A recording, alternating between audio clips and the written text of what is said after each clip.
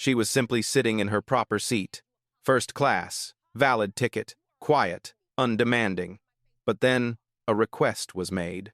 Could you please switch seats with another passenger? It wasn't because the seat was broken. It wasn't because of a technical error. It was simply because someone else wanted that seat. She can get up. It will all be over quickly. No one will be upset. No one will be called a troublemaker. Or she could stay. And facing the scrutinizing gaze, the invisible pressure, the familiar question that so many people have heard in their lives, is it worth it just for a seat? But what if it's not the chair? What if it's your dignity? If it were you, what would you choose? To stay silent and let things be? Or to stay, even knowing it won't be easy? This story isn't just about a flight. It's about a moment we've all faced, being asked to step aside just so things can go more smoothly. If you've ever felt that way, stay with this story. Please like, share, and subscribe to the channel to join us on a very real journey where a small choice changed the way an entire system looked at itself. The airplane door was still open. The atmosphere in the first-class cabin was so quiet that you could clearly hear the steady hum of the air conditioner above your head. Naomi Carter has been sitting in seat 2A for a few minutes. She carefully placed her handbag neatly under the footwell, pulled the seatbelt across her waist, and let out a long sigh. It wasn't a sigh of exhaustion, but the sigh of someone who had just completed a long journey and could finally sit down. Light, gray leather seats, spacious interior, the familiar smell of first class, a mixture of hot coffee metal and cleaning products. Naomi didn't look around much. She wasn't in the habit of observing others once she'd settled into her seat. Instead, she placed her hands on her knees, subtly adjusted the cuffs of her dark blue shirt, and gazed out the window. The runway emerged in the soft afternoon sunlight. A baggage cart sped past, leaving a faint trail of dust on the cement. She thought about the meeting that morning. She thought about the rows of numbers, the reports, the familiar faces in the meeting room. She thought about how this flight was just a short stop in a long series of days she had become accustomed to enduring. Naomi loves flying, but she hates airports. It's not because it's noisy, it's because in places like this, people often reveal the way they look at each other most clearly. She had just fastened her seatbelt when a figure stopped right next to her seat. Naomi hadn't even had time to look up when the voice rang out. "Ma'am," a neutral male voice trained to sound polite but without much emotion. Naomi looked up. A flight attendant stood in the aisle. His uniform was neat, his name tag pinned to his chest. His eyes quickly scanned from her seat to the small electronic screen in his hand. "Ma'am, I'm going to need you to step out of this seat." The statement was concise. No explanation, no hesitation, no apology. Naomi blinked once. She didn't react immediately. It's not that I don't understand, but because that phrase sounds strangely familiar. She looked down at the plane ticket she was holding. Then she looked back at the flight attendant. "Is there a problem with my ticket?" Naomi asked.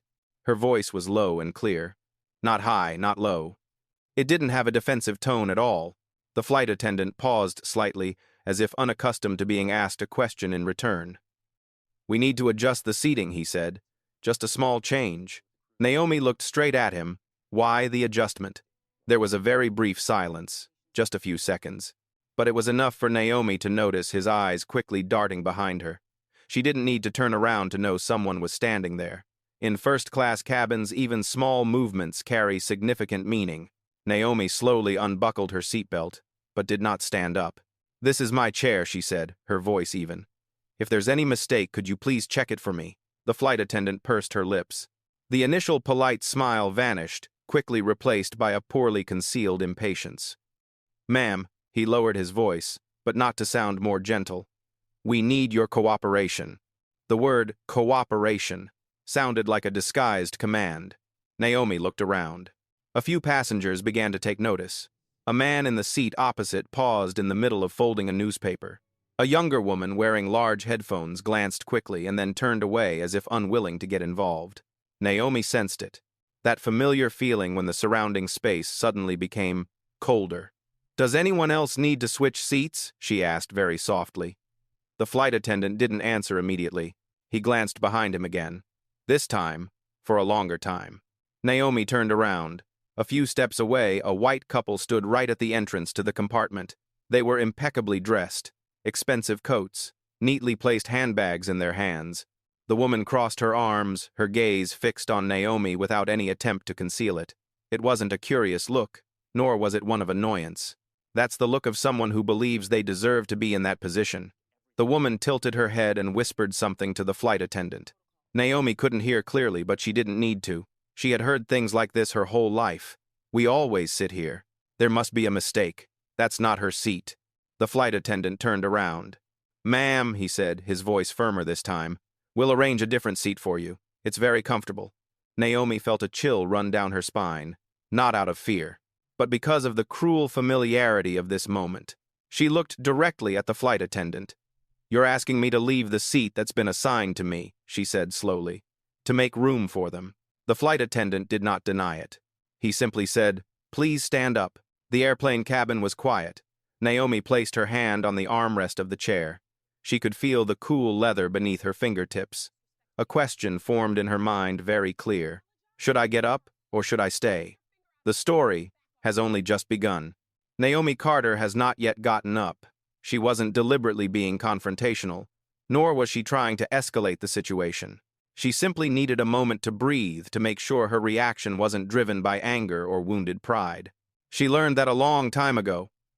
Naomi sat upright, her hands resting lightly on her knees. Her posture was neither defensive nor defiant. It resembled that of someone accustomed to being watched, judged, and asked to cooperate. At first glance, Naomi looked like any other passenger in first class, a black woman in her 40s. Her hair was neatly tied back, no striking jewelry, no ostentatious designer handbag, dark blue shirt, dark fabric trousers, simple flat shoes. There was nothing about that appearance that suggested power, and that's what Naomi wanted. She didn't dress like this by chance, nor was it because she couldn't afford to dress differently. In fact, she had many custom-made suits in her wardrobe, the price of which would make anyone's eyes widen. But today, Naomi doesn't want to be CEO Naomi Carter. Today, she wants to be an ordinary passenger. She wants to see the truth. She spent over 20 years building her career one step at a time. There were no shortcuts, no family privileges, no inherited network of connections. Naomi grew up in South Chicago, a neighborhood where everything had to be earned through hard work. Her mother was a night shift nurse and her father was a city bus driver. They taught her a simple lesson that has stayed with her throughout her life. You don't need to be loud to be strong. You just need to stand firm. Naomi persevered by studying harder, working more diligently, and speaking less. She learned to listen to the room before opening her mouth. She learned not to let emotions guide her decisions. She learned to survive in spaces where she was often the only one who looked like herself. Throughout her career, Naomi has become accustomed to skeptical glances when she walks into meeting rooms, accustomed to perfunctory handshakes, accustomed to the question, "Which department do you work in?" even though her name is already printed on the meeting schedule, and she's used to having to make choices. Staying silent will let things pass faster. Or should you speak up and accept being labeled as annoying? Every choice has its price. Today on this flight, Naomi didn't expect to have to make that choice so soon. She was scheduled to fly from San Francisco to New York for an important meeting the following morning. A meeting that could affect tens of thousands of employees and the direction of an entire corporation. She booked the ticket under her initials. She didn't use a priority account. She didn't notify anyone at the airline in advance. Partly because she wanted peace and quiet. Partly because she was doing something she rarely talked about with others. A covert inspection. Naomi had been hearing these reports for months. Customer complaints. Vague but repeated accounts of unequal treatment. No clear evidence. No numbers large enough to trigger an alarm. They're just stories. These are stories that, unless experienced firsthand, are easily overlooked. And now, she's sitting here. A flight attendant stands in front. A couple of passengers stands behind.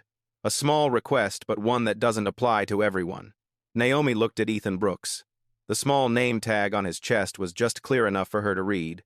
Ethan was young, probably in his early 30s.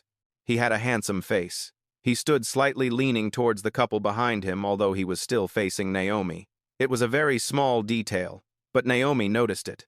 "Could you please stand up?" Ethan repeated, his voice, not loud but tinged with impatience. Naomi looked up, her eyes calm. "I want to understand what's going on," she said. What did I do wrong? Ethan let out a soft sigh as if the question had tired him out. There's nothing wrong, he replied. It's just, there's a different arrangement.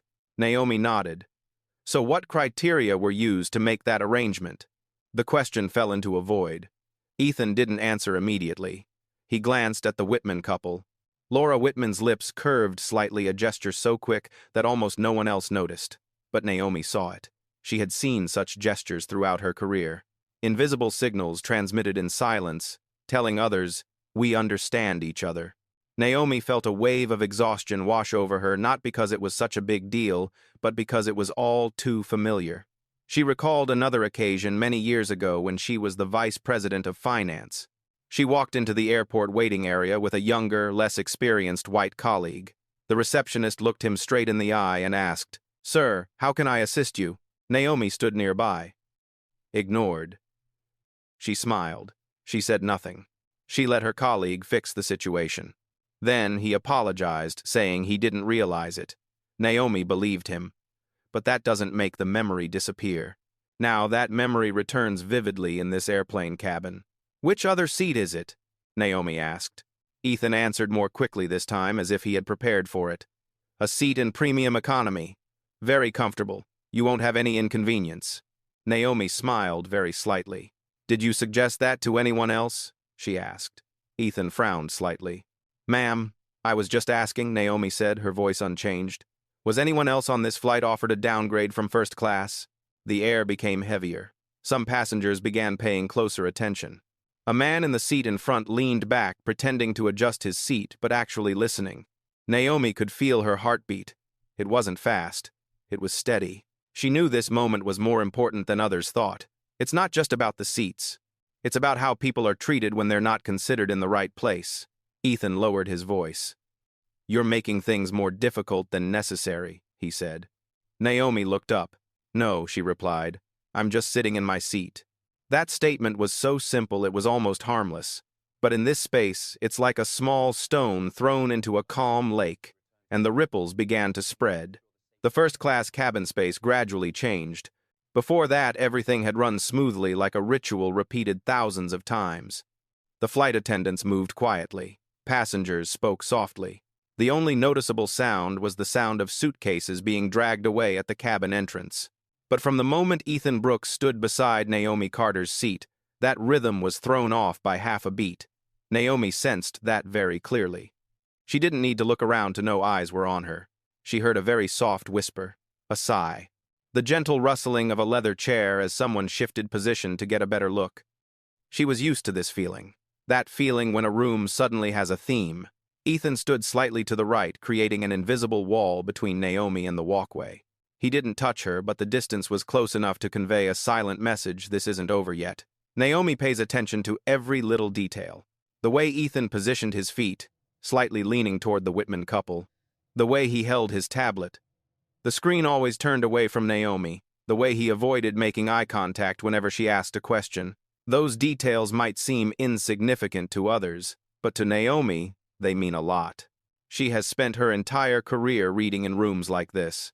Another flight attendant walked past, pushing an empty service cart. This person glanced quickly in their direction and then turned away without stopping. Naomi realized it wasn't indifference but avoidance. They know something's going on, she thought. But they don't want to get involved. A passenger sitting near the aisle bent down to tie their shoelaces, but their eyes never left the scene unfolding.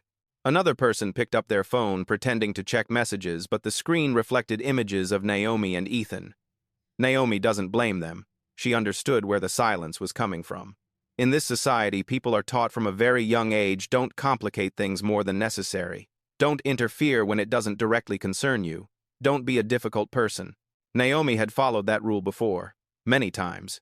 But it was precisely because of this that she understood its price. Ethan cleared his throat, trying to regain control of the space. We're running late, he said, as if that were the logical reason for everything.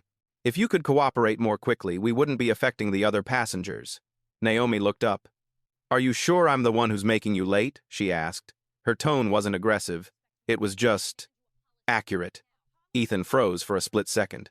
He wasn't used to being put in a position where he had to reconsider his own words.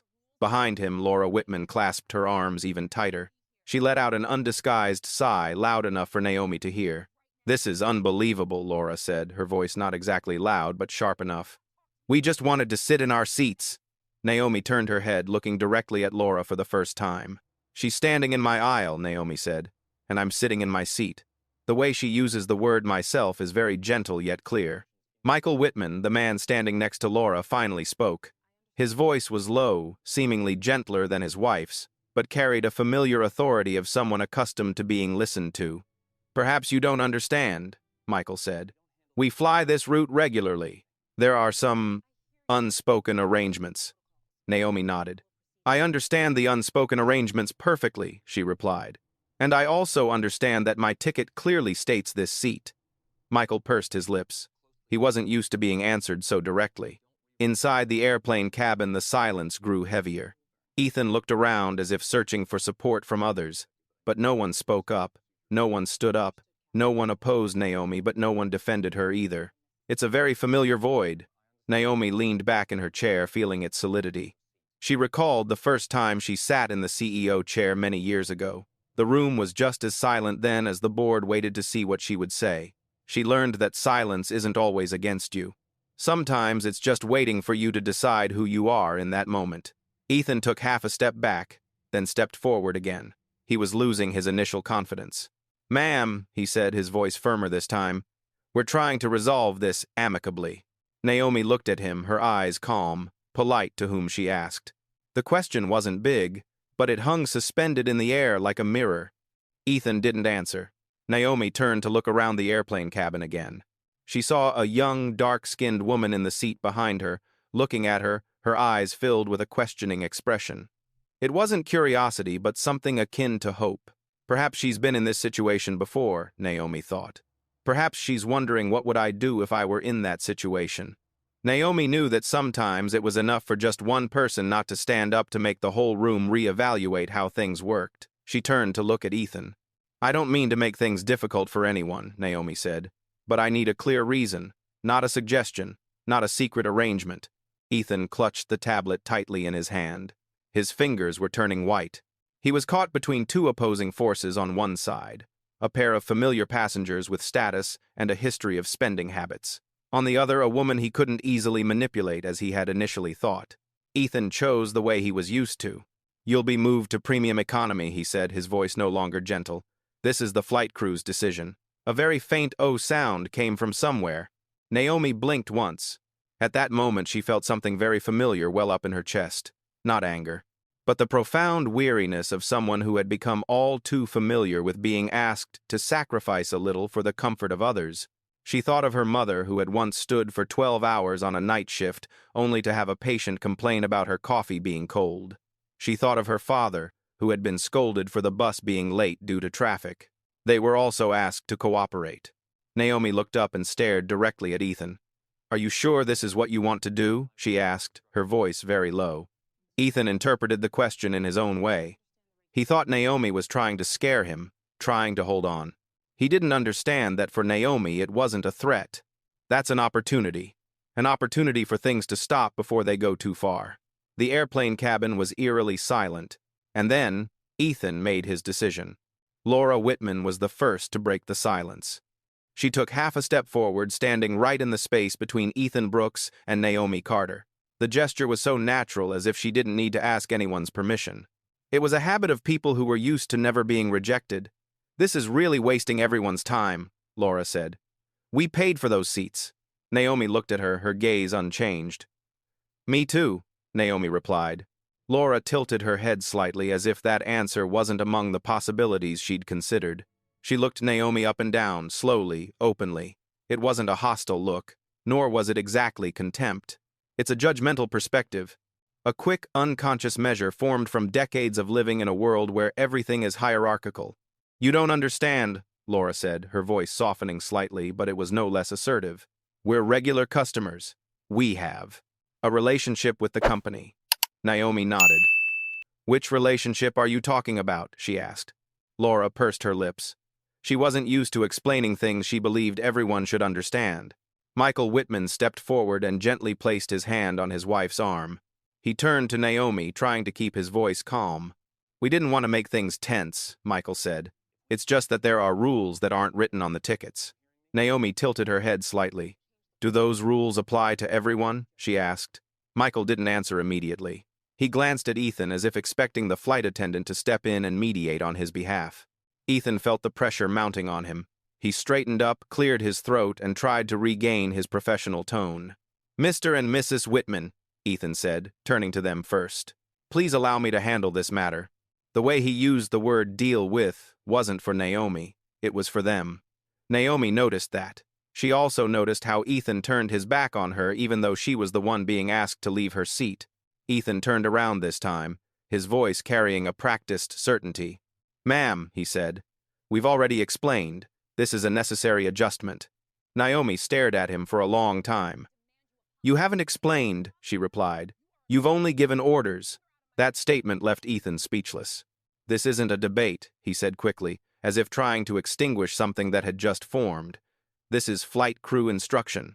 Naomi heard a heavy sigh from behind her. Laura crossed her arms, clearly impatient. That's unbelievable, she said. You're acting like you're the only one on this flight. Naomi turned to look at Laura. No, she said. I acted as if I were a passenger. The way she emphasized the word passenger was subtle, but enough to clearly define the boundary. Laura chuckled, a short laughter devoid of joy. Do you know how many miles we've flown with this airline? She asked. Do you know how much money we've spent? Naomi was silent for a moment. Then she said, Are you asking me about your value or my value? That question hung in the air. Michael Whitman cleared his throat slightly, as if trying to pull his wife out of the quagmire that was forming. Laura, he said softly. Let them do their work. But Laura didn't back down. No, she said. I'm tired of having to ask permission for things that are rightfully mine. Naomi felt a familiar wave rise in her chest. Not anger, but a cold, detached composure. It was originally mine, she thought. She had heard that phrase in many different forms throughout her life. Could you move back a little? Naomi said. You're standing too close. Laura looked down at the distance between them, then shrugged. I just want everything to be resolved, she replied. Naomi Quay sang Ethan. Do you realize what's happening? She asked. Ethan frowned. You are refusing to follow the flight crew's instructions, he said. And that has consequences. Naomi nodded. You're right, she replied. Every action has consequences. She said that not as a threat, but as an observation. The airplane cabin was now completely silent. Some people had stopped pretending not to care. An elderly man in the seat in front turned completely around, his gaze serious. Another flight attendant stood at the back of the cabin, looking in this direction with a hesitant expression. Naomi saw her, a fleeting glance filled with anxiety. They knew this wasn't right, Naomi thought. But they also knew they weren't the ones to decide. Ethan took a deep breath. You're making things difficult, he repeated. Naomi looked at him, her gaze softening slightly. I don't want to make you uncomfortable, she said, but I also can't just get up because someone else wants my seat. Ethan was silent. In his mind, familiar things were pulling him in a very clear direction. Regulars, VIPs, people who could complain, people who could influence his judgment, his job, his future. In his eyes, Naomi was just another passenger, an unsuitable passenger. Laura leaned towards Ethan. Can we call security? She said, without lowering her voice. I don't want to miss my flight because of this. A few passengers gasped softly. The word security sounded like an alarm bell. Naomi sensed a complete change in the atmosphere of the cabin. She had been in situations where just one word like that could have instantly spiraled out of control. Ethan looked at Laura, then at Naomi. He made a decision very quickly. Ma'am, he said, his voice no longer polite. If you don't get up, I'll have to proceed with the next steps. Naomi looked at him, her eyes strangely calm. What are you talking about? She asked. Regarding your failure to follow the flight crew's instructions, Ethan replied. That could result in you being asked to leave the aircraft. A slight ripple of excitement spread. Naomi felt her heart beat a little faster. Not out of fear, but because she understood the meaning of the threat, especially when it was directed at someone like her. She thought about all the stories she'd heard, the videos, the situations where things escalated because of one wrong decision at the wrong time. Naomi took a deep breath. She looked at Ethan, then at Laura and Michael Whitman. Before you do that, Naomi said, her voice even, I want you to make sure this is your final decision. Ethan frowned. What are you talking about, Naomi? leaned slightly forward and lowered her voice. "I'm giving you a chance to stop," she said, "and double-check." Ethan looked at her, a hint of hesitation in his eyes. But then he looked at Laura, then at Michael, and that fluctuation disappeared. "You have 1 minute," he said. "Either you stand up or I'll call on you next." Naomi leaned back in her chair. 1 minute. Enough to change everything, or enough to make everything fall apart. She looked out the window. The runway was still there. The sky was still pale blue. The plane's doors were still open. The question wasn't whether I would stand up, Naomi thought. It was whether I would continue to remain silent as I had done so many times before. And the answer is gradually emerging. Ethan Brooks glanced down at the watch on his wrist, then looked back at Naomi Carter. "We can't go on like this," he said. "I'll arrange for you to go to premium economy right now." That statement was no longer a suggestion. It was a predetermined decision waiting to be implemented. Naomi clearly sensed the change in Ethan's voice. Gone was the roundabout way, the polite facade. All that remained was something dry and rigid, as if he were reciting a memorized instruction. She looked at him without getting up. "You just said right now," Naomi said. "I want to know on what terms was that decision based." Ethan let out a deep breath. "Ma'am, you've been informed," he replied. "We need to free this seat." Naomi glanced at her ticket one more time, though she didn't need to. The 2A was clearly printed. No special notes, no changes. "This seat has never been vacated," she said. "It's being used exactly as indicated on the ticket." Laura Whitman chuckled softly, a laugh tinged with sarcasm. "You're really overreacting," she said. "It's just changing seats." Naomi turned to look at Laura. "For her," Naomi said slowly, "it's just a change of seats. For me, it's a question of why." Laura shrugged. "Because we need it," she replied, "and because we deserve it." No one in the compartment spoke, but a few people stirred slightly as if the remark had touched upon something unpleasant. Naomi nodded very slightly. "Thank you for being so frank," she said. "At least things are clearer now." Ethan stepped aside, gesturing to another flight attendant standing at the back of the cabin.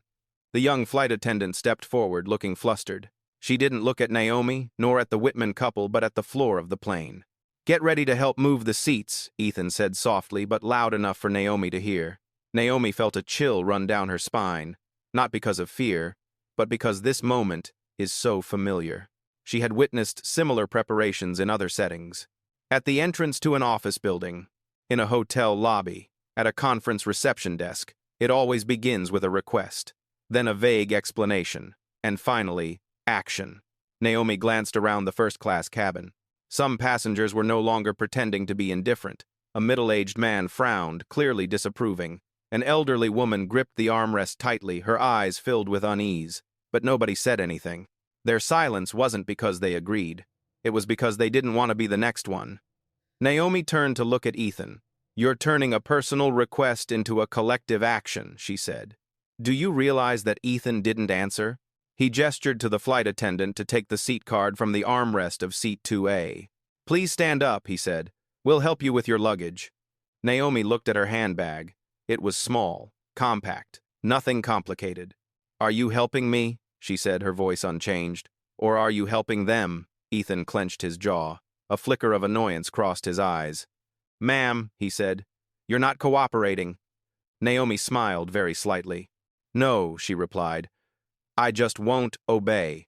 The word obedience echoed clearly in the air. Several people took a deep breath. Laura Whitman shook her head, her expression a mixture of frustration and weariness. "That's unbelievable," she said. "Who do you think you are?" Naomi stared directly at her. "I am the one sitting in my seat," she replied. Michael Whitman took a step forward, his voice lowering. "Listen," he said, "we don't want to make a big deal out of it. But if necessary, we'll call ground management."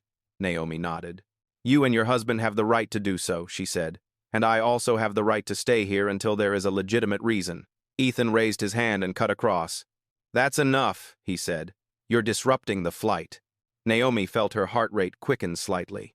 Not out of fear, but because she understood that from this moment on, things had crossed the line from a mere misunderstanding. This is when power is used to coerce. She thought of those who had been in her position but had no choice. Those who had stood up because they didn't want to be labeled a troublemaker. Those who had walked down the aisle with their eyes downcast, carrying an undeserved sense of shame. Naomi took a deep breath. Ethan, she said, calling him by his name for the first time. I want you to stop for a moment. Ethan froze. He was surprised that she had called him by his correct name. You don't know what you're doing, he replied. I know very well, Naomi said. I'm sitting here and I'm watching. She looked straight at him. You can continue, she said, or you can double-check. Ethan gave a wry smile. Check what again? Naomi tilted her head, lowering her voice just loud enough for him to hear. Check to see if this decision is really based on regulations, she said, or just on who makes him feel more comfortable. Ethan took half a step back. Inside the cabin, a palpable tension was spreading. It was no longer about changing seats. It was no longer just a matter between Naomi or the Whitman couple. This is a question about how a system operates when no one is watching. Ethan turned away and whispered something to the flight attendant. She nodded, but her eyes were filled with worry.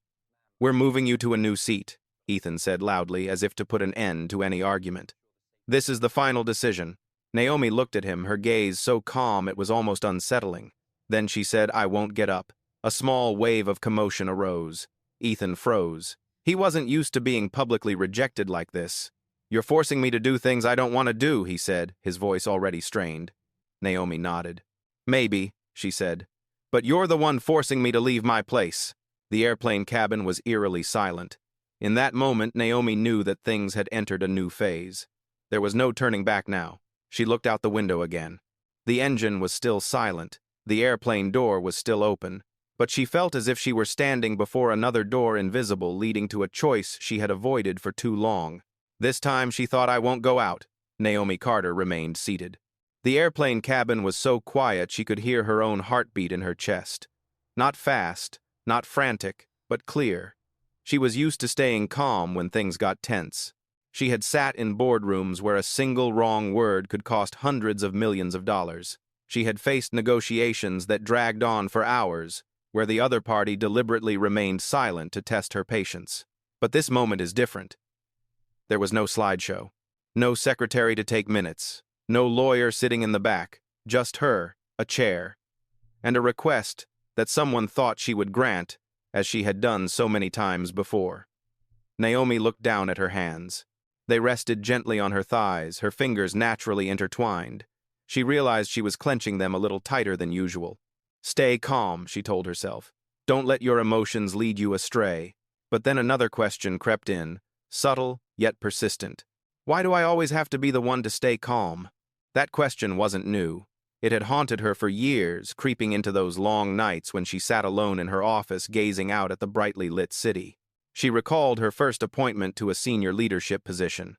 A colleague pulled her aside and whispered as if sharing a precious secret. Naomi, you're good, he said, but you have to be careful. Don't let them think you're too tough. She smiled. She nodded. She took note of the advice, even though no one said exactly who they were, and she followed that advice.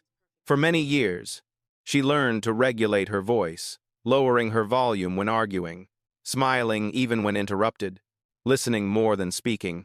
She learned how to be acceptable. Thanks to that, she went far, very far. But because of this, she sometimes wonders how much of herself she has left behind. Naomi looked up, her gaze sweeping across the airplane cabin. She saw different faces, some curious, some anxious, some deliberately avoiding eye contact. She doesn't blame them. She used to be them. I used to bury my head in a book to avoid an awkward situation. I used to pretend not to hear an unfair remark because I didn't want trouble. She recalled an evening many years ago when she was a regional financial director. She and a white colleague were attending a conference. When they arrived at the hotel check-in counter, the receptionist gave the room key to her colleague, then turned to Naomi and asked, "Do you need your luggage brought up to your room?" Naomi stood there for a few seconds. She could correct herself. She could have clarified. But she chose to smile and say, "No, thank you." Later in the elevator, her colleague apologized. He said he didn't realize. Naomi believed him. But that belief couldn't erase the feeling of being dwarfed in that moment. Now, in this airplane cabin, that feeling returns, more distinct, more oppressive. Naomi wondered, what would happen if I stood up? She'll go down to premium economy, another seat. Maybe not so bad. She'll avoid the stress, avoid the stares, avoid the risk of being labeled a troublemaker. The flight will depart on time. Everyone will forget about this quickly. She's going to New York, to attend a meeting, to make big decisions. Life will go on, and no one was hurt. At least not anyone else besides her. Naomi exhaled slowly. But what if I don't get up? She will be seen as unpleasant, stubborn, uncooperative. She may be threatened. Security may be called. She had seen the videos. She had seen how quickly things could escalate when a black woman was deemed disobedient. She's not naive. She knew the risks. She also knew that to some extent she had the power to defend herself. But she didn't want to use it yet. Not now. Not in that way. She wanted to know if she didn't have the power to reveal herself, how would this system treat her? Ethan Brooks stood a few steps away from her, his face tense. He said nothing at the moment, but his presence felt like an invisible pressure. Naomi looked at him then at the Whitman couple. Laura Whitman was whispering something to her husband, her face showing discomfort. Michael Whitman nodded as if it were only a matter of time. They believed that everything would end in the familiar way. Naomi sensed that clearly. She placed one hand on the armrest of the chair. The cool touch of the leather upholstery helped her stay more alert. She thought of her mother, the woman who had said to her one evening long ago, "You don't need to win every battle," her mother said, "but you need to know which battles are worth standing in." Naomi didn't fully understand that saying when she was younger. She thought it was just general advice. Now, in this airplane cabin, she understands. This isn't a battle over seats. This is a battle over who has the right to decide what is normal. Naomi looked up, her gaze softening. Not because she had weakened, but because she had made a decision. She looked at Ethan. "I know you're doing your job," Naomi said, her voice softer than before, "and I don't want you to get into trouble." Ethan looked at her a little surprised. "Then help me," he replied. "Get up." Naomi shook her head very slightly. "No," she said. "Helping him doesn't mean I have to disappear." The words were spoken softly, but Naomi felt their weight. They weren't just for Ethan. They were for her. She knew that from this moment on, things wouldn't be easy anymore. But from that moment on, she knew she wouldn't regret it. Naomi leaned back in her chair and took a deep breath. "We could stop here," she said. "Or we could go on and make things more complicated." Ethan looked at her, a fleeting moment of hesitation in his eyes. A very small moment, but Naomi noticed it. He's making a choice too, she thought. He just doesn't realize it. The airplane cabin remained silent. But in that silence, Naomi sensed that something had changed. Not in other people, but it's within her. Ethan Brooks took a deep breath, clearly trying to regain control. He was used to stressful situations. Working on an airplane meant dealing with all kinds of passengers, drunk people, people afraid of flying, people getting angry over overhead space. But those situations usually had one thing in common: in the end, the passenger would give in. This time, it's different. Naomi Carter didn't raise her voice.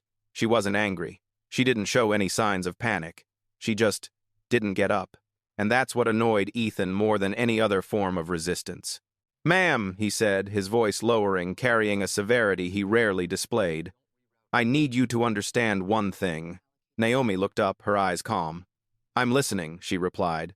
Ethan looked directly at her, trying to keep his gaze unwavering. "If you continue to refuse to follow the flight crew's instructions," he said, "you may be considered uncooperative. And under federal aviation regulations, we have the right to ask you to leave the aircraft." The words echoed like a hammer striking the air. In first class, a few passengers flinched slightly. The word federal carried the weight of power law and unpredictable consequences. Naomi clearly sensed the change in atmosphere. Previously, this was a dispute. Now it's being clothed in the guise of law. She didn't react immediately. She let a few seconds pass, enough for everyone to understand that she had heard perfectly well. "Are you saying," Naomi said slowly, "that if I don't leave my assigned seat, I could be removed from the plane?" Ethan nodded. "That's right." Naomi looked at him, her eyes not filled with anger, but sadness. She had seen this moment many times in different forms. When the law was used not to protect but to coerce, when legal language was pulled out like a shield, concealing emotional decisions, Laura Whitman spoke up, her voice betraying barely concealed satisfaction. "Finally, someone has spoken clearly," she said. "We shouldn't have to argue about such obvious things." Naomi turned her head to look at Laura. "Do you know what that law was created for?" Naomi asked. Laura shrugged. "To maintain order," she replied. Naomi nodded.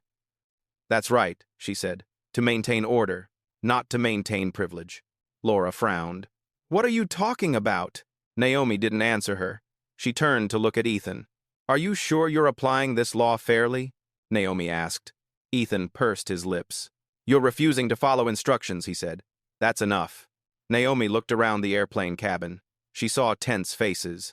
Some people had taken out their phones, holding them low as if unsure whether to film or not. She knew that just one wrong step could cause everything to spiral out of control. She thought about the videos going viral online, the sensational headlines, the divisive comments. She thought about how even a moment of losing one's temper could be edited and distorted. Be careful, she told herself. Very careful. Naomi took a deep breath. I have one more question for you, she said. Can you show me the specific document that allows you to downgrade my seat simply because another passenger wants it? Ethan froze. He wasn't used to passengers asking for specific citations. Most people, upon hearing federal regulations, would immediately back away. We have the right to make decisions for operational reasons, he said, repeating a familiar phrase. Naomi tilted her head. What operational reason? She asked. Is the plane overloaded? Is this seat broken? Or is it simply because someone is unhappy? A long silence followed. Michael Whitman cleared his throat, trying to interject. Listen, he said. We don't want to cause trouble, but it's clear you're taking things too far. Naomi looked at him. Have you ever wondered, she asked, why things like this are always called going too far when the person being asked to back down is someone like me? Michael opened his mouth, then closed it again. He didn't have an answer ready. Ethan turned slightly, raising his hand to his ear as if listening to something over the radio, though Naomi couldn't see what he was saying. The gesture seemed like a delaying tactic, a way to solidify his decision. Then he turned around. Ma'am, he said, his voice firmer, this is a final warning. If you don't get up, I will take the necessary steps. Naomi felt her heart pounding faster. Not out of fear, but because she knew exactly what those necessary steps might include. She pictured herself being asked to stand up, being led off the plane in front of dozens of people. She pictured the feeling of being turned into a problem, an incident. She also thought of all the people who had been through that, and yet no one had stepped forward to say, wait a minute. Naomi looked directly at Ethan. Do you understand, she said, her voice still calm, that when you use the law in this way, you're not just telling me, but everyone here that their interests depend on who they please? Ethan didn't answer. He looked at Laura. Laura nodded very slightly, almost imperceptibly.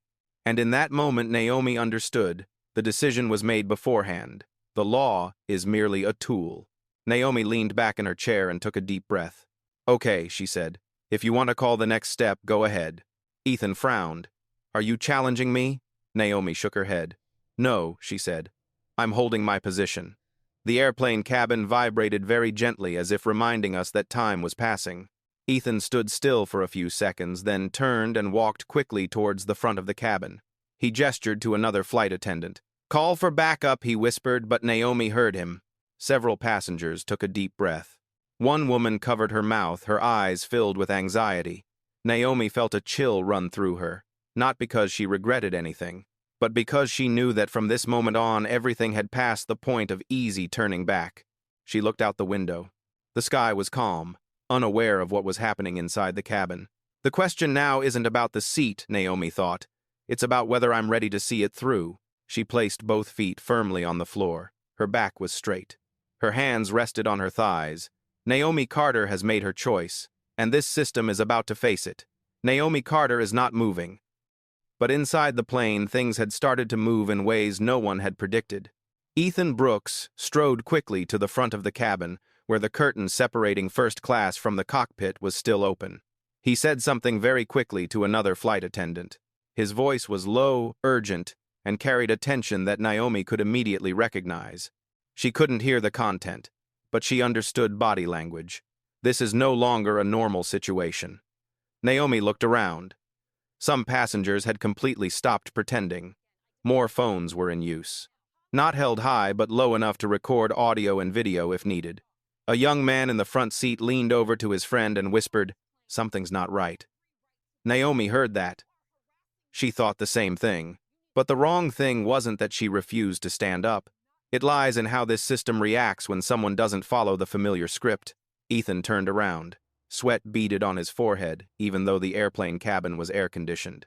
"Ma'am," he said, this time in a lower, slower voice. "I need to double-check some information." Naomi looked up. "Go ahead," she said. Ethan didn't answer immediately. He looked down at his tablet, quickly scrolling through a few screens. Naomi noticed how he lingered longer on the ticket information section. 1 second, 2 seconds. Naomi said nothing. She let the silence do its job. Laura Whitman cleared her throat, slightly unable to hide her annoyance. "Is there another problem?" she asked. "We've made ourselves clear enough." Ethan didn't turn to look at her right away. That was a small change, but Naomi noticed. "It's just," Ethan said, then paused. "It's just that I need to check one detail." Michael Whitman frowned. "What details?" he asked. Ethan didn't answer him. He continued looking at the screen, scrolling to another tab. Naomi observed very carefully. She knew this moment was important. Not because it would solve everything immediately, but because it showed one thing: Ethan was beginning to doubt his own decision. Another flight attendant approached Ethan and whispered something. Naomi couldn't hear clearly, but she saw the attendant's eyes quickly glance at her, then back at Ethan. That look wasn't one of fear. It was confusion. Naomi felt her heartbeat slow down. Not because things were getting better, but because she knew that when a system starts to malfunction, it reacts in two ways. It either stops or tightens up. Laura Whitman crossed her arms even tighter. "This is unbelievable," she said. "Are we being held here because of this?" Naomi turned to look at her. "She wasn't detained," Naomi said. "She's standing in the aisle." Laura opened her mouth to say something, but Michael Whitman placed his hand on his wife's shoulder, signaling her to be quiet. "Let them do their job," he said, his voice betraying his tension. Ethan looked up at Naomi. His gaze was no longer as confident as before. "When did you book these tickets?" he asked. Naomi answered immediately without thinking. 3 weeks ago, she said, through a live stream. Ethan nodded and continued scrolling. "And she," he paused, "didn't use her regular membership number." Naomi smiled very slightly. "That's right." Laura Whitman chuckled sarcastically. "See," she said. "She's not a first-come, first-served customer." Naomi turned to Laura, her voice still calm. "I'm a passenger," she said. "That's enough." Ethan didn't react to Laura's remark. He continued staring at the screen, then clicked on another item. A line of information appeared, causing him to frown slightly. Naomi couldn't see the line, but she saw the reaction. Ethan leaned closer as if to make sure he read it correctly.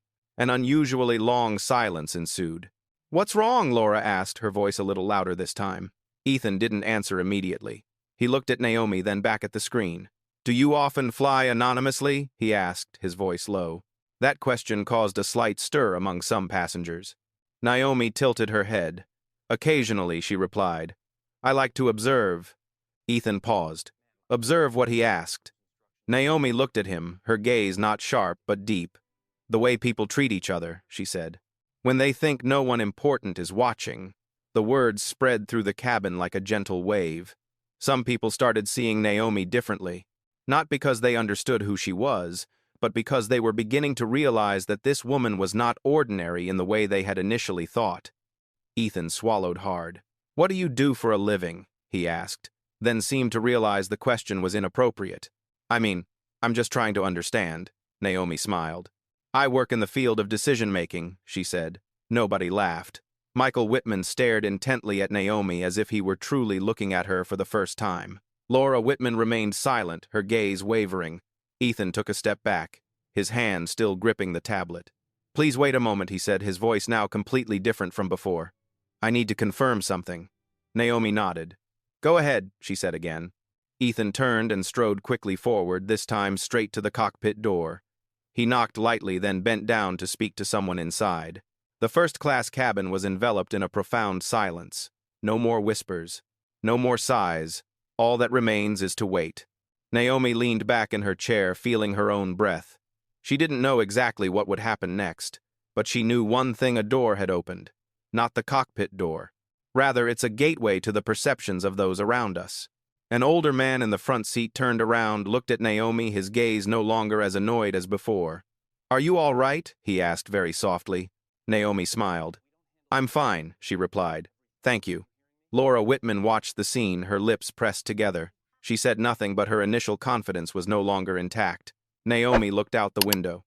She saw ground staff standing in small groups under the plane's wing. Time seemed to be passing more slowly than usual. Not yet, Naomi thought, but things were starting to shift. and sometimes just one small detail is enough to make an entire system question what it's doing. Silence enveloped the first-class cabin in a very different way. This wasn't the silence of relaxation, nor the polite silence often heard before takeoff. This was a weighty silence, heavy, clinging. One was acutely aware of their own slightest movement. Naomi Carter sensed it immediately. She could clearly hear the faint creaking of the seat leather as someone shifted, the soft metallic sound of the seatbelt, a very faint cough swallowed back midway. All eyes were fixed on the front of the cabin where Ethan Brooks had disappeared behind the cockpit door. Nobody said anything. Nobody dared to say anything. Naomi leaned back in her chair, keeping her back straight and her feet firmly on the floor. She didn't move much, not because she was afraid of attracting attention, but because she understood that every movement at this moment would have meaning. She didn't want to send the wrong message. A middle-aged woman sat a few rows away from Naomi, her hand gripping the strap of her bag. Her eyes repeatedly glanced in Naomi's direction before turning away. Finally, she lowered her head but wasn't reading. She was staring intently at an invisible point. Michael Whitman sat down in his chair, but his posture was no longer as relaxed as before. He leaned back, crossed his arms, and clenched his jaw. Laura Whitman didn't sit down. She remained standing, but no longer leaned forward as she had before. The distance between her and Naomi had widened, a very small retreat, but Naomi noticed it. She looked around the airplane cabin one last time. You'll find all kinds of people here.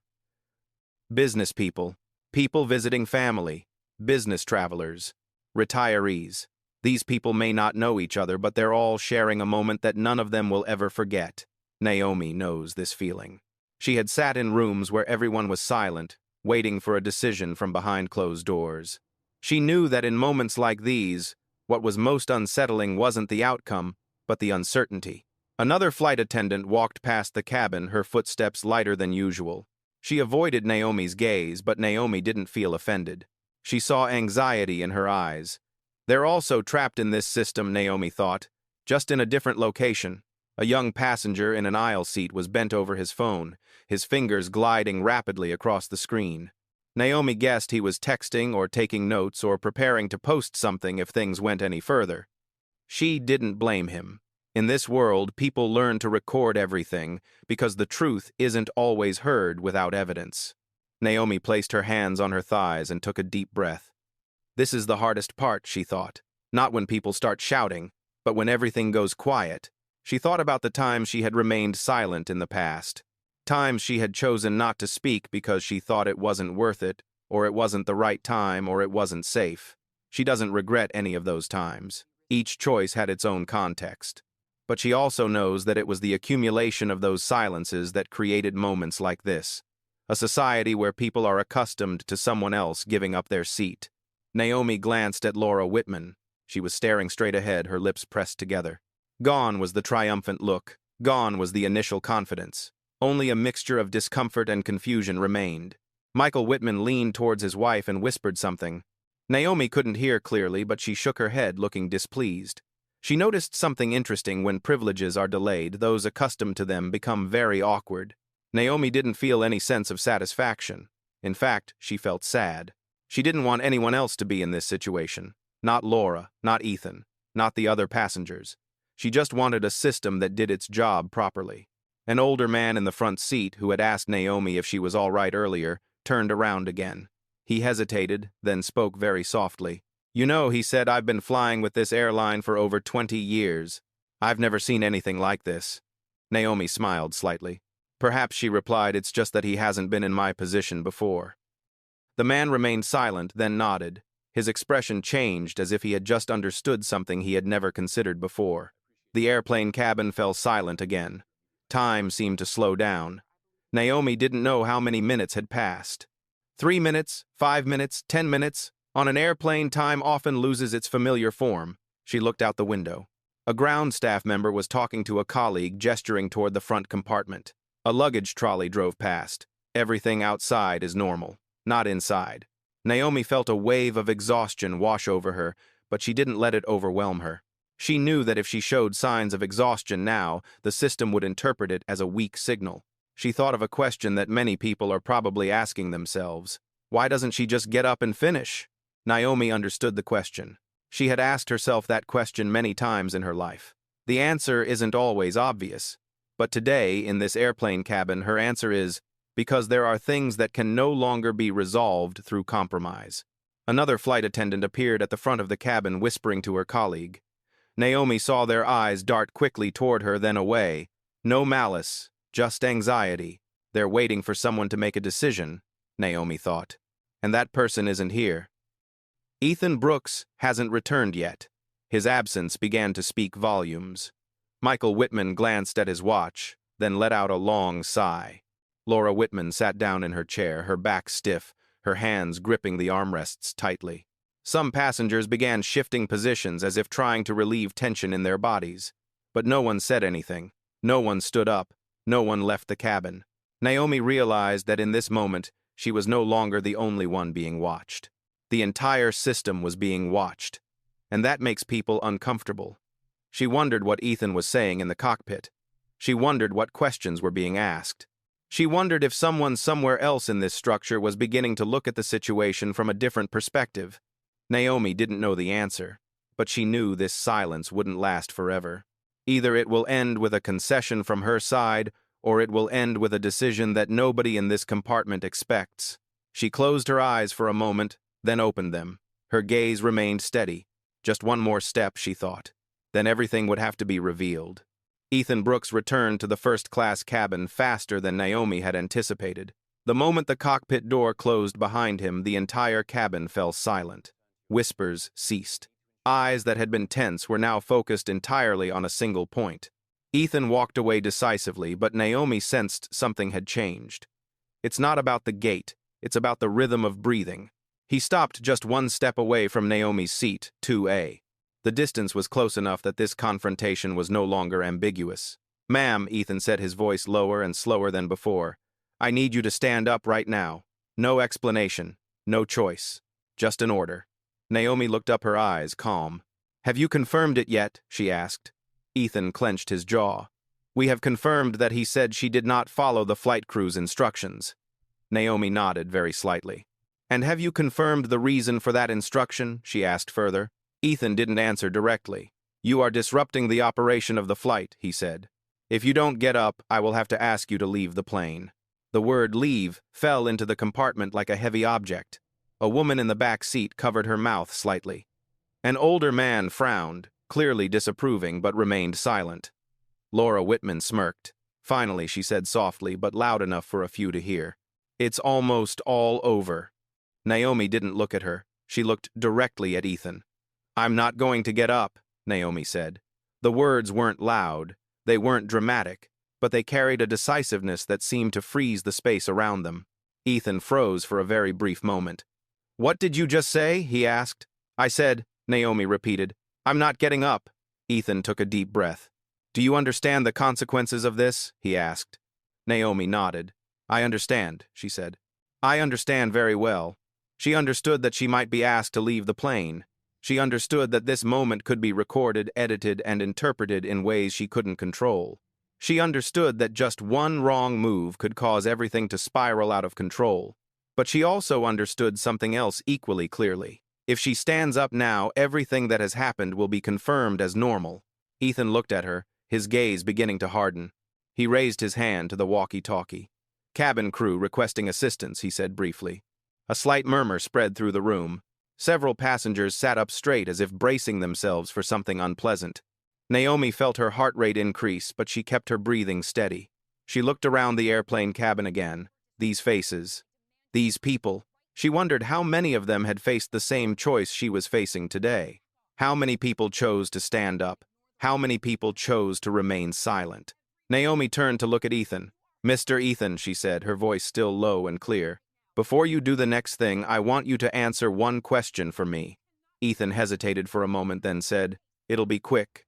"Can you show me the specific clause," Naomi asked, "that allows you to ask me to leave this seat simply because another passenger wants it?" Ethan opened his mouth, then stopped.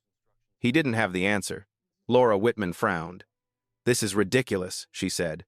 "You're just trying to stall for time." Naomi turned to look at her, her eyes carrying a hint of coldness for the first time. "No," Naomi said. "I'm bringing the truth to light." Michael Whitman jumped to his feet. Enough, he said. We're going to file a formal complaint. We don't deserve to be treated like this. Naomi looked at him. He wasn't treated like this, she said. He's witnessing it. Ethan raised his hand, gesturing for Michael to sit down. Sir Ethan said, Please sit down. We'll handle it. Naomi noticed the way Ethan said it. Gone was the initial friendliness. Gone was the unconscious fondness. Only tension remained. A young man in the front seat whispered to his friend, She really isn't afraid. Naomi heard it. She didn't consider herself brave. She just felt tired from having to step back. Ethan took a step forward, standing closer. The distance between him and Naomi was now just enough for one person to stand. This is the last time I'll ask, he said. Please stand up. Naomi didn't move. She placed her hand on the armrest of the chair, feeling its solidity. She recalled meetings where she was the only one in the room having to keep her voice calm so as not to be labeled too forceful. She recalled the times she had asked herself, When will it be enough? Naomi looked directly at Ethan. You'll have to do more than you're asked, she said, because I won't be able to get up on my own. The airplane cabin was filled with very faint sounds of inhaling. Ethan took a half step back. He didn't touch Naomi. He knew that line. But the very act of not touching her made the situation even more tense. Okay, he said. I'll proceed to the next step. Naomi nodded. Go ahead, she said. She knew that from this moment on, things would no longer be within her comfort zone. But she also knew that if she backed off now, she would carry that feeling with her for a very long time. The feeling of having betrayed myself. Naomi took a deep breath, keeping her back straight. You may begin, she said, her voice still even. I'm here. The airplane cabin was eerily silent, and in that silence one thing became very clear. Naomi isn't causing trouble. The system is being challenged. Ethan Brooks turned and walked towards the front of the cabin, gesturing to another flight attendant standing nearby. Stay where you are, he said quickly. I need support from the cockpit. That remark made the atmosphere in the cabin even more tense. Naomi Carter didn't move. She just watched. She noticed Ethan was no longer as confident as he had been a few minutes earlier. Every movement he made now carried a sense of caution. There were no more decisive commands. No more the tone of someone accustomed to being obeyed. It was a very small change, but Naomi noticed it. Ethan knocked softly on the cockpit door. The door opened just enough for a face to appear. Naomi couldn't see clearly, but she noticed how Ethan bowed his head as he spoke. It wasn't a bow of greeting. It was a bow to explain. About a minute passed. Then 2 minutes. The first-class cabin was filled with a sense of anticipation. Laura Whitman turned to her husband, whispering something impatiently. Michael Whitman shook his head, his eyes no longer calm as before. This is ridiculous, Laura said, her voice rising. We're being held back because of one uncooperative person. Naomi turned to look at her but didn't reply. She didn't need to say anything more. She knew that from the moment Ethan stepped into the cockpit, the story had taken a different turn. The cockpit door opened wider. The captain stepped out. He was in his early 50s. His hair was salt and pepper. He had the calm demeanor of someone who had flown long enough not to be disturbed by trivial matters. He stopped at the front of the cabin, his eyes quickly scanning the room. Then his gaze settled on Naomi. 1 second. Then 2 seconds. The entire compartment was eerily silent. Ethan stood next to the captain, whispering something very quickly. Naomi couldn't hear clearly, but she saw the captain frown slightly, then look back at Naomi, this time more closely. Ma'am, the captain said, his voice deep and clear. May I ask you a question? Naomi nodded. Go ahead and ask. Are you Naomi Carter? He asked. A very slight wave spread through the compartment. No one said anything, but Naomi sensed the change immediately. She didn't answer immediately. Not because she hesitated, but because she understood the implication of the question. Yes, Naomi said. I am Naomi Carter. The captain took a deep, very quiet breath. Thank you, he said. Please wait a moment. He turned to Ethan, his voice lowered but serious enough for those standing nearby to hear. Do you know who she is? The captain asked. Ethan shook his head, his expression becoming genuinely tense. The captain didn't speak immediately. He just looked at Ethan for a few seconds, then turned back to look at Naomi. Ma'am, he said, his voice changing. No longer a questioning tone. Instead, it was one of respect. I apologize for the inconvenience. Laura Whitman stood up abruptly. Wait a minute, she said. What's going on? We're the ones being disturbed here. The captain turned to Laura, his gaze calm but resolute. "Madam," he said, "please sit down." Laura froze. It wasn't because he raised his voice. It was because she wasn't used to being asked to do that. Michael Whitman took his wife's hand and whispered, "Sit down." Laura sat down, but her eyes never left Naomi. Naomi remained seated. She didn't smile. She didn't nod. She showed nothing but calmness. The captain turned to look at Ethan. "Have you checked the booking records?" he asked. "Yes." "Yes," Ethan replied, his voice betraying his embarrassment. "Did you see the internal memo?" the captain asked further. Ethan opened his mouth, then stopped. "There is one," he said slowly. "But I don't think—" "You don't need to think," the captain interrupted, his voice still calm. "You need to read." Ethan bent down to his tablet, scrolling through the images. His face quickly turned pale. The airplane cabin was completely silent at that moment. Some passengers began to realize they were witnessing something far more than just a seat dispute. The captain turned back to Naomi. "Ma'am," he said, "I'm sorry for what you've had to go through. You have every right to be sitting here." Naomi nodded. "I know," she said softly, "but I also want to know why I had to say it so many times." The captain was silent for a moment. "We will look into this matter," he said. Immediately. Laura Whitman couldn't hold back any longer. "Excuse me," she said. "Who is she to?" The captain turned to her, his gaze becoming serious. "Madam," he said, "she is the CEO of this airline." The words fell into the cabin like a bolt of lightning. No one spoke up. No one was breathing heavily. Michael Whitman's eyes widened. Laura Whitman's mouth dropped open, but she couldn't say anything. Ethan Brooks stood there speechless. Naomi Carter remained seated. She said nothing. She didn't need to say anything. The truth once revealed was enough to turn everything around. A few passengers gasped softly. Another whispered, "Oh my God." Laura Whitman looked at Naomi, her expression shifting from annoyance to bewilderment, then to fear. "This," she said, her voice trembling slightly. "It's impossible." Naomi looked at her. "Usually things like this," Naomi said slowly, "just wouldn't happen if it were someone who wasn't used to being questioned." Ethan took a step back, his face turning pale. "Ma'am," he said, his voice faltering. I don't know." Naomi looked at him, her eyes not angry, just tired. "That's right," she said. "You don't know. And that's the problem." The captain turned to Ethan. "You'll be relieved of duty as soon as the plane lands," he said. "For now, step back and let another crew take over." Ethan nodded without saying another word. Laura Whitman jumped up. "We're going to file a complaint," she said. "This isn't fair." Naomi looked at her one last time. "No," Naomi said. "This is the first time it's been fair." The airplane cabin remained silent. But the silence was no longer oppressive. It's clear. It's transparent. And for the first time since it all began, Naomi felt the space around her breathe. There was no applause. There was also no uproar as many people had imagined. After Captain Reynolds revealed Naomi Carter's identity, the first-class cabin fell into a very different state. A rearranged silence. No more tension. No more waiting. Only the truth is taking its place. Ethan Brooks stood motionless for a few seconds as if his brain needed time to process what had just happened. His face turned pale. His hand gripping the tablet trembled slightly even though he tried to hold on tight. "Ma'am, Ethan began, but his voice faltered. Naomi didn't look at him right away. She looked at Captain Reynolds. "How many minutes do we have left before closing time?" she asked. Captain Reynolds glanced at his watch, then immediately replied, 12 minutes, ma'am." Naomi nodded. "That's enough," she said. No one in the cabin immediately understood what the remark meant. But Captain Reynolds did.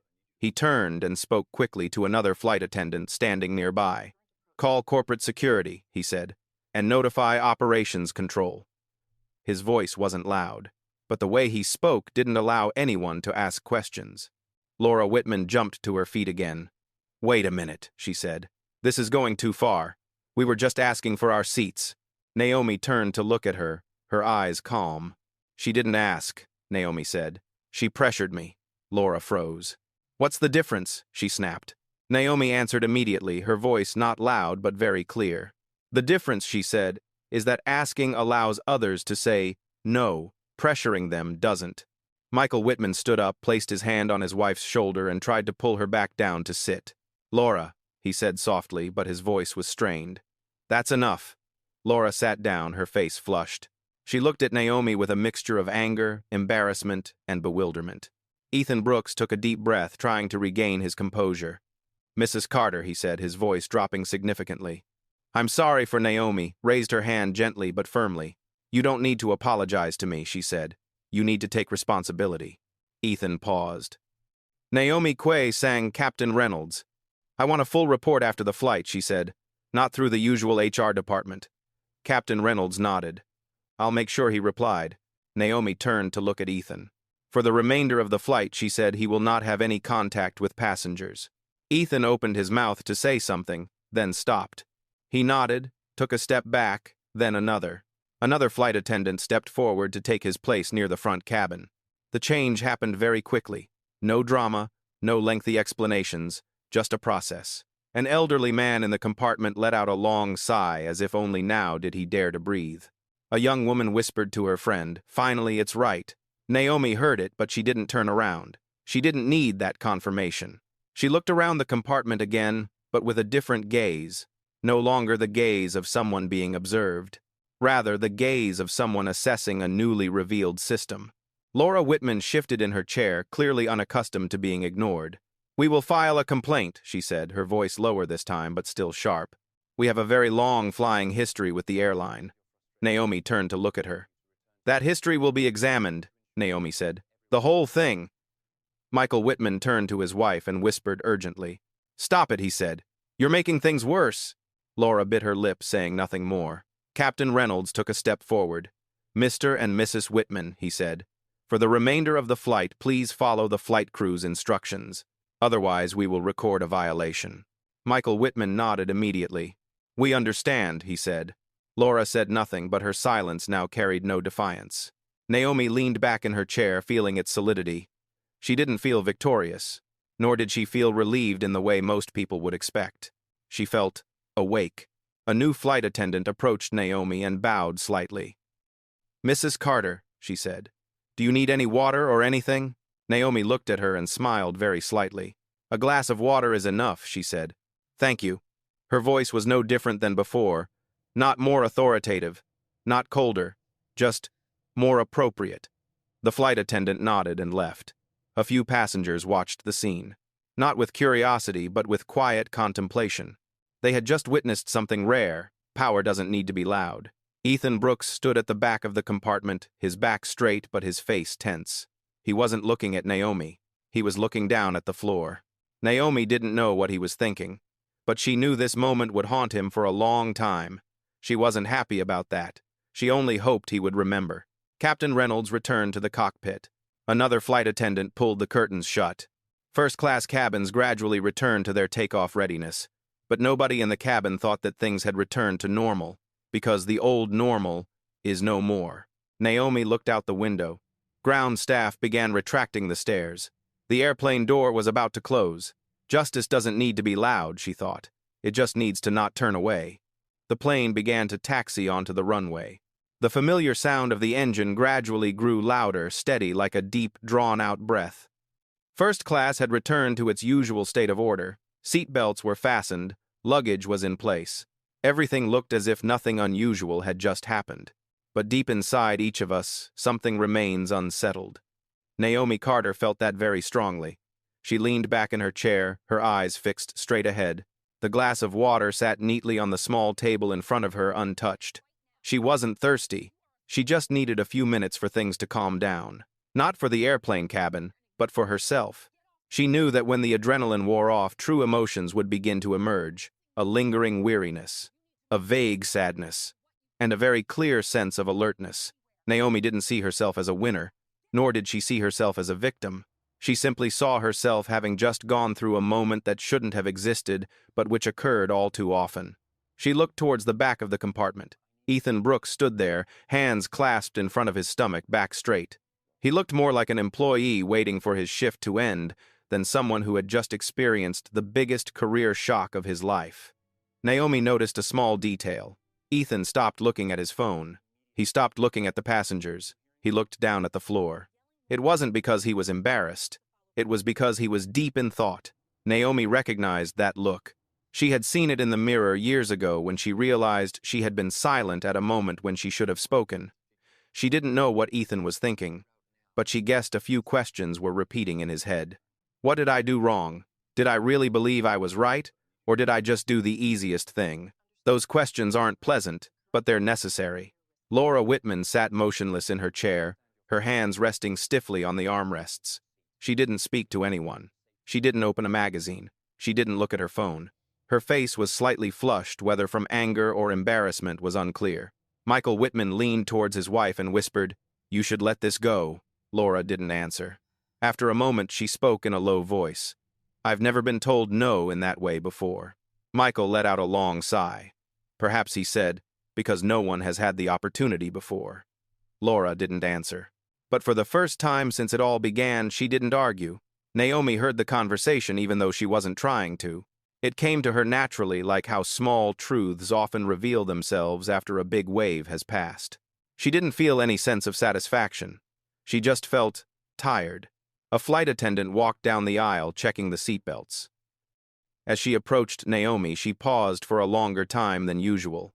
"Mrs. Carter," she said, her voice trembling slightly, "I just wanted to say thank you." Naomi turned her gaze, softening. "Thank you for what?" she asked. "Because..." The flight attendant hesitated, then took a deep breath. "Because..." She didn't get up. Naomi was silent for a second. "Not everyone can do that," the flight attendant continued. "And not everyone has someone to stand up for them when they do." Naomi nodded very slightly. "That's right," she said. "And that's why this shouldn't depend on one individual." The flight attendant smiled sadly, then walked away.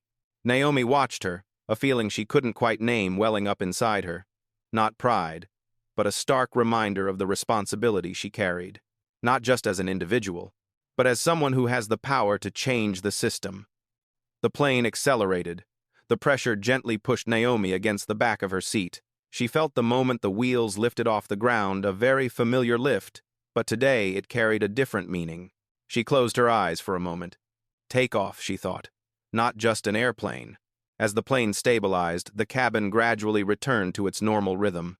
A few passengers began to whisper. One person opened their laptop. Another took off their headphones. But nobody ever returns to their old state completely. A young man in the front seat turned around and looked at Naomi. "You know," he said, hesitating slightly, "I was going to stand up and say something, but I didn't." Naomi looked at him without reproach. "And now you're speaking," she replied. "That makes sense, too." The man nodded as if relieved of a great burden. Naomi turned to look out the window. White clouds stretched below, still and carefree. The outside world knew nothing of what had just happened inside this airplane cabin, but Naomi knew that for some people here, the world had changed a little. Ethan Brooks remained at the back of the compartment. He looked up briefly, his gaze sweeping over Naomi. Their eyes met for a fleeting moment. Ethan bowed his head, not as an apology, but as an acknowledgement. Naomi nodded very slightly. She didn't know what Ethan's future held. She didn't know if he would change, but she knew that this moment had sown a seed he couldn't ignore, and sometimes that's enough for a day. Naomi took a deep breath, opened her eyes, and for the first time since boarding the plane, she allowed herself to relax a little. She didn't win against anyone, but perhaps something has been put back in its rightful place. The plane began to taxi onto the runway. The familiar sound of the engine gradually grew louder, steady, like a deep, drawn-out breath. First class had returned to its usual state of order. Seatbelts were fastened. Luggage was in place. Everything looked as if nothing unusual had just happened. But deep inside each of us, something remains unsettled. Naomi Carter felt that very strongly. She leaned back in her chair, her eyes fixed straight ahead. The glass of water sat neatly on the small table in front of her, untouched. She wasn't thirsty. She just needed a few minutes for things to calm down, not for the airplane cabin, but for herself. She knew that when the adrenaline wore off, true emotions would begin to emerge. A lingering weariness, a vague sadness, and a very clear sense of alertness. Naomi didn't see herself as a winner, nor did she see herself as a victim. She simply saw herself having just gone through a moment that shouldn't have existed but which occurred all too often. She looked towards the back of the compartment. Ethan Brooks stood there, hands clasped in front of his stomach, back straight. He looked more like an employee waiting for his shift to end than someone who had just experienced the biggest career shock of his life. Naomi noticed a small detail. Ethan stopped looking at his phone. He stopped looking at the passengers. He looked down at the floor. It wasn't because he was embarrassed. It was because he was deep in thought. Naomi recognized that look. She had seen it in the mirror years ago when she realized she had been silent at a moment when she should have spoken. She didn't know what Ethan was thinking, but she guessed a few questions were repeating in his head. What did I do wrong? Did I really believe I was right?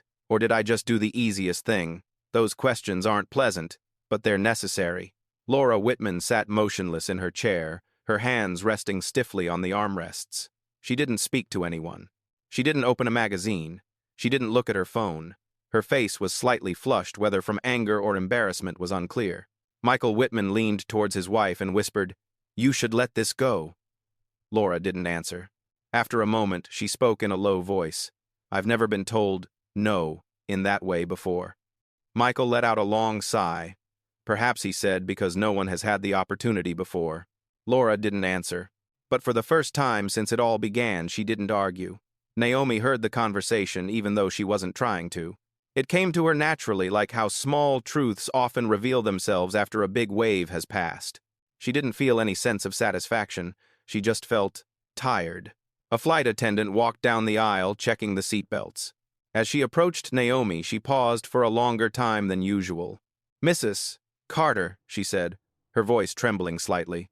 "I just wanted to say, thank you." Naomi turned her gaze, softening. "Thank you for what?" she asked. "Because..." The flight attendant hesitated, then took a deep breath. "Because she didn't get up." Naomi was silent for a second. "Not everyone can do that," the flight attendant continued. "And not everyone has someone to stand up for them when they do." Naomi nodded very slightly. "That's right," she said. "And that's why this shouldn't depend on one individual." The flight attendant smiled sadly, then walked away. Naomi watched her, a feeling she couldn't quite name welling up inside her. Not pride, but a stark reminder of the responsibility she carried. Not just as an individual, but as someone who has the power to change the system. The plane accelerated. The pressure gently pushed Naomi against the back of her seat. She felt the moment the wheels lifted off the ground. A very familiar lift, but today it carried a different meaning. She closed her eyes for a moment. Takeoff, she thought. Not just an airplane. As the plane stabilized, the cabin gradually returned to its normal rhythm. A few passengers began to whisper. One person opened their laptop. Another took off their headphones. But nobody ever returns to their old state completely. A young man in the front seat turned around and looked at Naomi. "You know," he said, hesitating slightly, "I was going to stand up and say something, but I didn't." Naomi looked at him without reproach. "And now you're speaking," she replied. "That makes sense, too." The man nodded as if relieved of a great burden. Naomi turned to look out the window. White clouds stretched below, still and carefree. The outside world knew nothing of what had just happened inside this airplane cabin, but Naomi knew that for some people here the world had changed a little. Ethan Brooks remained at the back of the compartment. He looked up briefly, his gaze sweeping over Naomi. Their eyes met for a fleeting moment. Ethan bowed his head, not as an apology, but as an acknowledgement. Naomi nodded very slightly. She didn't know what Ethan's future held. She didn't know if he would change, but she knew that this moment had sown a seed he couldn't ignore, and sometimes that's enough for a day. Naomi took a deep breath, opened her eyes, and for the first time since boarding the plane, she allowed herself to relax a little. She didn't win against anyone, but perhaps something has been put back in its rightful place. The plane began to descend. A soft announcement blared from the loudspeaker system, so familiar that almost no one paid attention. Seatbelts were fastened. Sunshades were rolled up.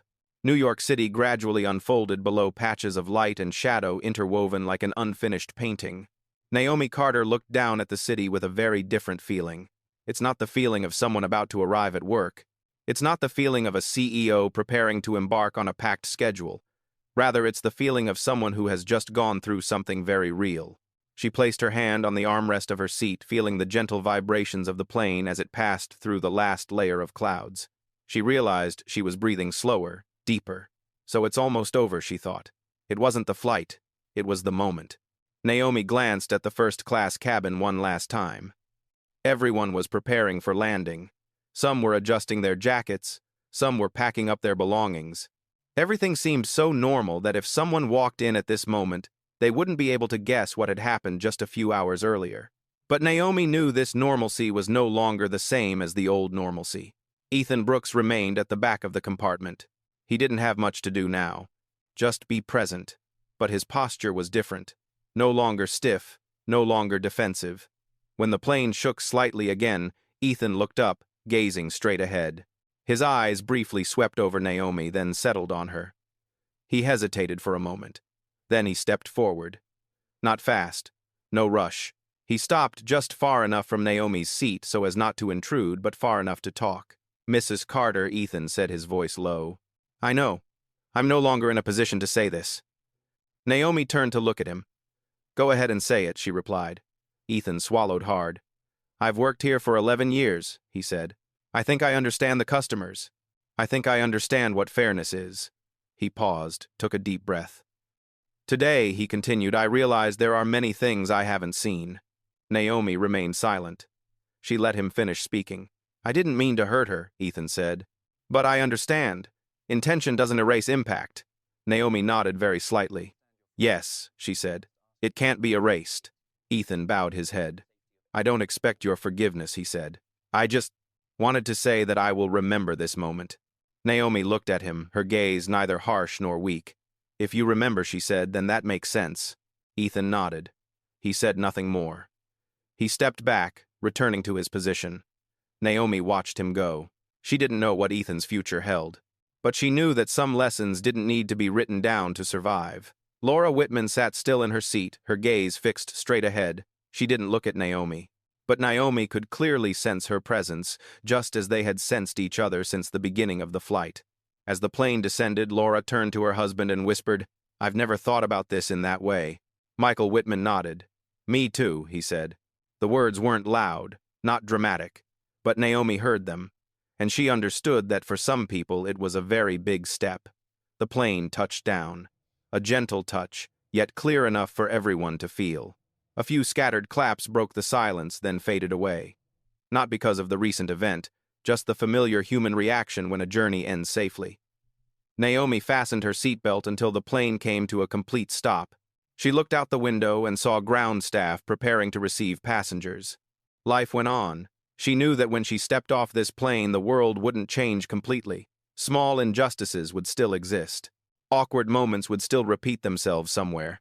But she also knew that every time someone chooses not to get up when they are not wrong, the world will shift a little bit in a more correct direction.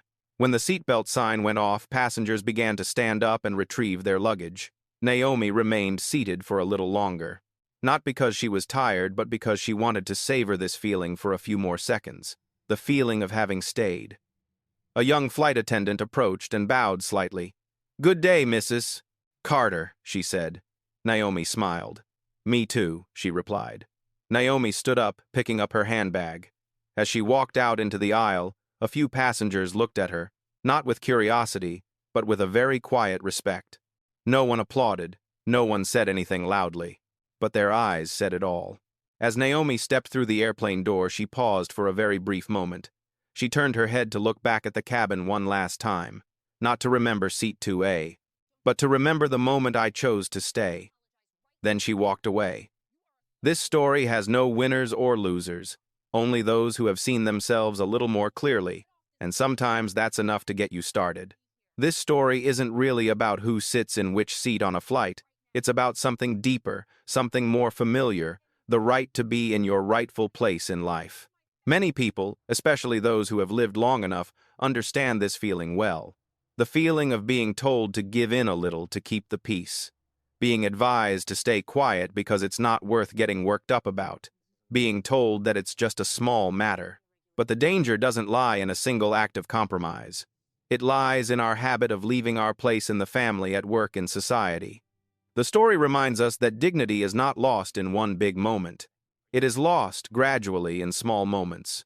When we ask ourselves, should I speak up, and then choose to remain silent. The important thing is not to always confront, but to know when not to back down. Not everyone has the opportunity to speak up, but everyone has the right to ask themselves, where do I stand, and am I moving away from that position? When people dare to stay in their place, they not only protect themselves, they open up a safer space for others. And sometimes, That's all it takes to shift the world a little bit for the better.